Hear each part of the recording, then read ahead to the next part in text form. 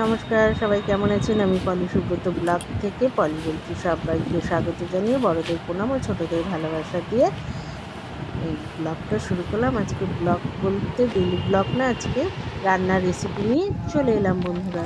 তো তোমরা সবাই কেমন আছো? আশা করছি সবাই খুব ভালো আছো। শুভ সকাল, গুড মর্নিং। এখন বাজে 10:30। এখন থেকে আমার ব্লগটা স্টার্ট করলাম। আজকে দেখো এই লাল শাক, লাল নোটে শাকটা একটু রান্না করব, নিরামিষই করব। তাই জন্য দেখো শাকটা নিয়েছি। আর এদিকে দেখো কড়াইয়ে তেল দিয়ে দেখো বাদামটা একটু ভেজে নিচ্ছি নুন দিয়ে।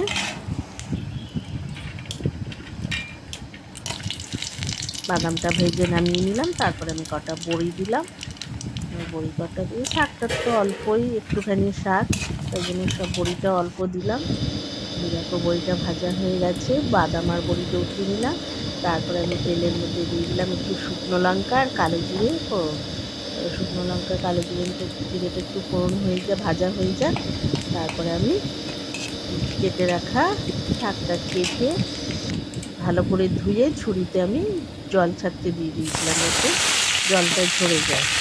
তারপরে আমি দেখো শাকটা দিয়ে দিলাম, সাদা লাল দুটো মতো সাজিয়ে আসছে। দেখো এটাকে একটু ভালো করে নেড়ে চেড়ে ভাজবো। আমি কিন্তু কোনো পেঁয়াজ রসুন দিইনি, আমি কালো জিরা শুকনো লঙ্কা দিই আর বাদাম আর বড়ি দিয়ে একটু নিরামিষই করবো।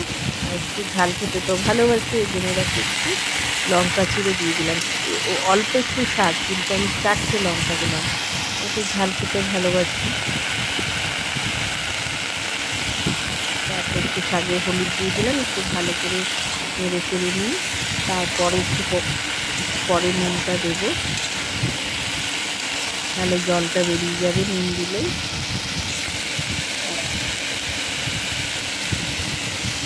এবার দেখো শাকটা ভাজা ভাজা অনেকটা হয়ে এসছে, তার জন্য এবার আমি নুনটা একটু দিয়ে দিলাম। তাও দেখবে একটু জল বেরোবে, যেহেতু নুন দিয়েছি, শাকে একটু নুন দিলে জল বেরোয়।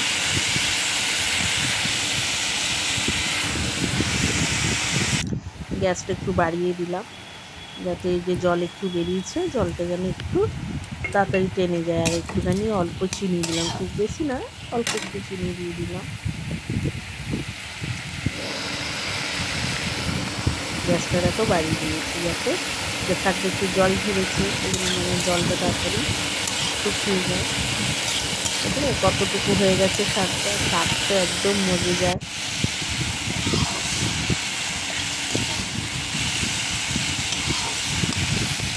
তারপরে দেখো শাকটা ভাজা ভাজা হয়ে গেছে। এবার আমি ভেজে রাখা বড়িটা আর বাদামটা আমি দিয়ে দিচ্ছি, দিয়ে একটু ভালো করে নেড়ে চেড়ে নেবো।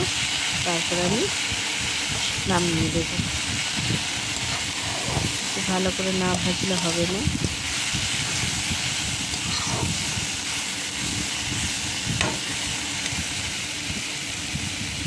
এই দেখো বন্ধুরা, আমার শাকটা হয়ে গেছে। দেখো আমি নামিয়ে নিয়েছি, শাক আমার রেডি। কি সুন্দর লাগছে দেখো দেখতে।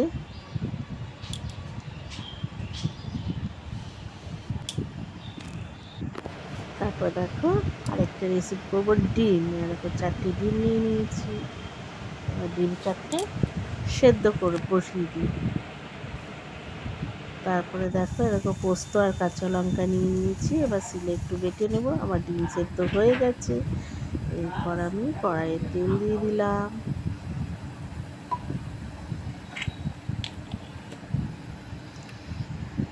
দেখো ডিম ছাড়াতে গিয়ে কিছু খোসা মানে ভেঙে গেছে ডিমটা। তারপরে কড়াইয়ে একটু তেল দেওয়ার পর হলুদ আর নুনটা দিয়ে দিলাম। তারপরে এবার আমি ডিমটা ভেজে নেব। পোস্ত দিয়ে ডিম করবো, কিন্তু খুব আমি বেশি ভাজবো না, একটু হালকা ভাজবো।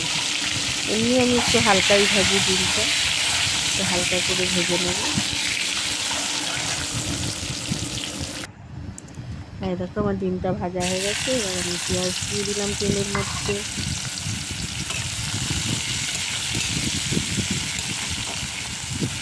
পেঁয়াজটা একটু ভালো করে নেড়েছে নিয়ে এবার একটু নুন দিয়ে দেবো, যাতে পেঁয়াজগুলো একটু মজে যায় তাড়াতাড়ি, মানে নরম হয়ে যায়।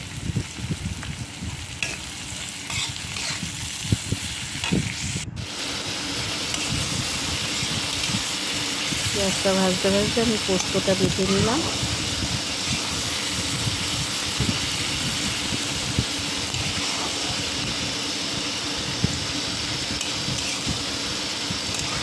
পেঁয়াজটা মোটামুটি আমার ভাজা হয়ে গেছে, দেখো নরম হয়ে গেছে।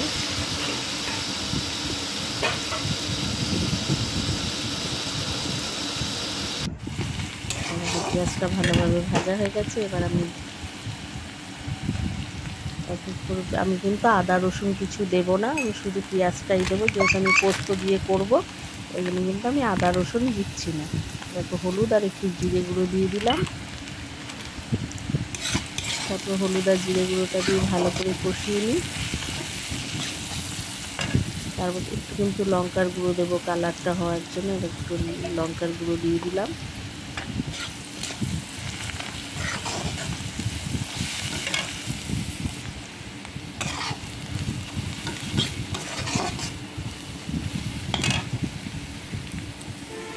তারপরে দেখো বেটে রাখা পোস্ত আর কাঁচা লঙ্কাটা আমি দিয়ে দিলাম। খুব ভালো করে কিন্তু কষাবো না, পোস্ত আমি খুব বেশি কষাবো না, একটু বেশ নেড়ে চেড়ে আমি জল দিয়ে দেবো। পোস্ত বাটিটা দিয়ে জল দিয়ে দেবো, খুব বেশি আমি কিন্তু তেলে কষাবো না। পোস্ত বেশি কষালে তো একটু স্বাদ নষ্ট হয়ে যায়, এই জন্য দেখো বাটি দিয়ে আমি জলটা দিয়ে দিলাম।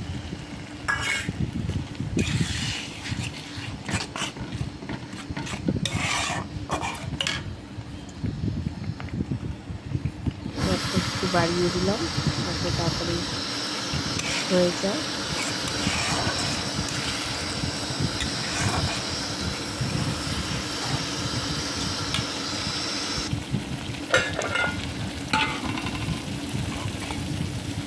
এবার আমি ভেজে রাখা ডিমগুলো দিয়ে একটু ভালো করে নেড়ে চেড়ে তারপরে একটু জল দেবো।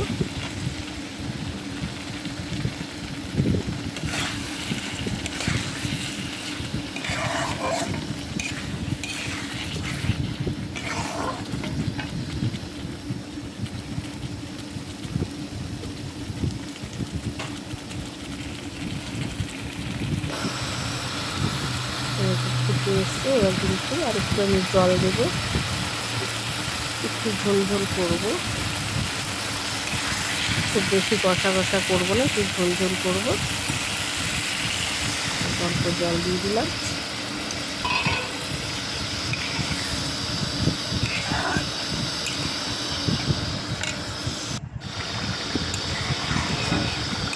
খুব সুন্দর ফুটছে, আর একটু ঝোলটা শুকাবো, তারপরে কিন্তু আমি নামিয়ে দেবো।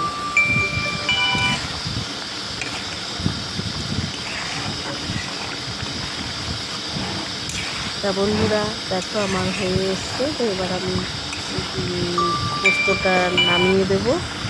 তা বন্ধুরা আজকের মতো ভিডিওটা এখানেই শেষ করছি। তোমরা অবশ্যই দেখে লাইক কমেন্ট শেয়ার করবে, আর নতুন বন্ধুরা হলে অবশ্যই সাবস্ক্রাইব করে আমার পাশে থাকবে আর আমাকে বন্ধু করে নেবে। আর এইভাবে আমাকে সবাই সাপোর্ট করবে যাতে এই চ্যানেলটা নিয়ে এগিয়ে যেতে পারি। তোমাদের ভালোবাসায় অনেকটাই এগিয়েছি, এরকম করে আমার পাশে থেকো আর সবাই ভালো থাকবে সুস্থ থাকবে এটাই কামনা করি। তো আজকের মতো টাটা।